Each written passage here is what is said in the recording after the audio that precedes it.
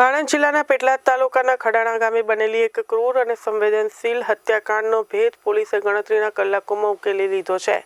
Petlad rural police અને local crime branch આણંદની સંયુક્ત કાર્યવાહીમાં ગંભીર ગુનામાં સંડોવાયેલા આરોપીને ઝડપી પાડી મોટો ખુલાસો કરવામાં આવ્યો છે.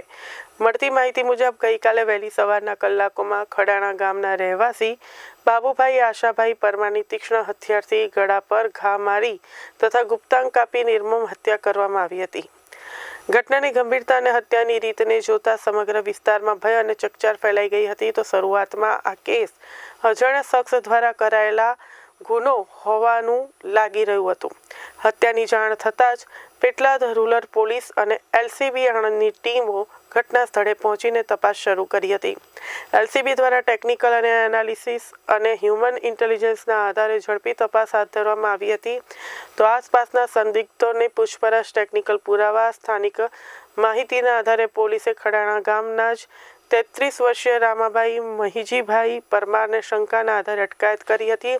તો પોલીસ પૂછપરછ દરમિયાન આરોપીએ ગુનો કબૂલ કર્યો હતો અને આરોપીના જણાવ્યા મુજબ મૃતક બાબુભાઈ તેની માતા સાથે અવારનવાર અશ્લીલ અને બીભત્સ ચેનચાળા કરતો હતો, જેના કારણે તે ભારે ગુસ્સામાં આવી ગયો હતો.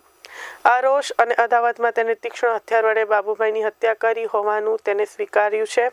તો આ ગંભીર હત્યાકાંડમાં આરોપીને વધુ તપાસ અને કાયદેસર કાર્યવાહી માટે પેટલાદ રૂરલ પોલીસને સોંપવામાં આવ્યો છે.